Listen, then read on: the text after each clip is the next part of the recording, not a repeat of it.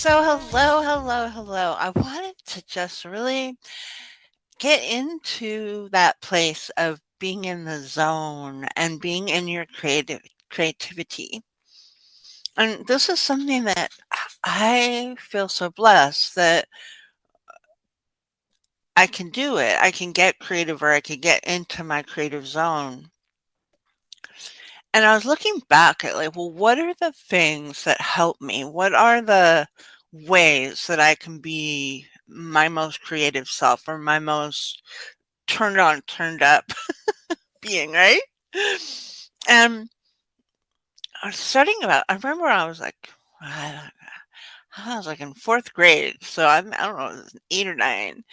And there was this big field. I lived in Portola Valley, which is a beautiful area of Northern California. And there was this huge field, and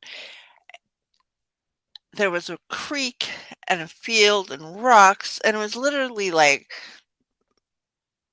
I don't know, a football field away as the crow flies. So what I would do is I'd go and I would just sit in nature and I'd maybe lean against a tree.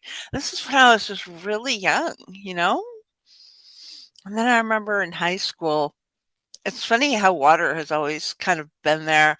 There was a creek near the high school, and I would go there and just get peace from all the noise, right? Just get peace from all the kids and all the drama and everything that was happening in high school. And I would just go be in this creek. It was so beautiful. I think it was behind a library too. There was is between near a library and my school. So when we look at like what it is that gets us creative, it kind of sounds dreamy, but there's another piece, and this is really, really vital, and it's a discipline. And so, in my book on happiness, happiness quotations, I talk about the discipline of happiness, and really creativity is much like that. So when my first book started to come in, it was in 2007, I think.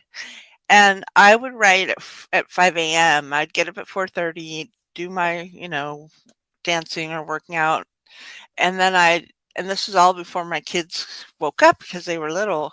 And, yeah, I would write every morning, and I would just sit there, and I would just have my hands, like, on the keyboard, and then I would just kinda ask questions in my head, and then I would listen for answers that would show up.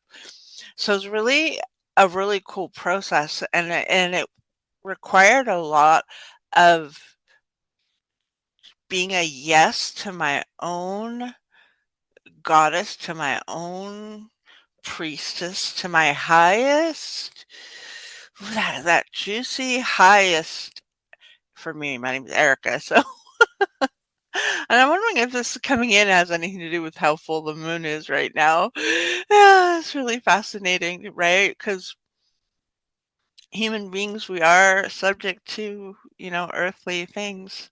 So that's really all I had today. I just kind of wanted to do a shout out to encourage you to take care of you, to get into creative spaces, to write or podcast or draw. One of my friends paints. She makes beautiful paintings. One of my daughters paints as well. I never really was much of a painter, except when the kids were little, I would make those hand print paints, like finger painting, and we'd make big messes, and that was really fun.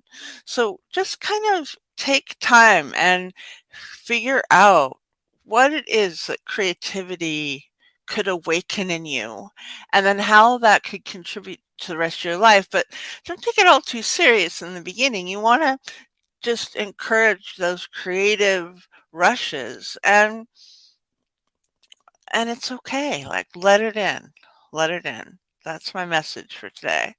And I do have an offer, but I'm not sure I'm gonna put it on the podcast. I might put it in the description, if you're interested in deepening your creative expression next year. Yeah. All righty. Thanks so much. Thanks for listening. This is Erica, and it's always happy to be here with y'all.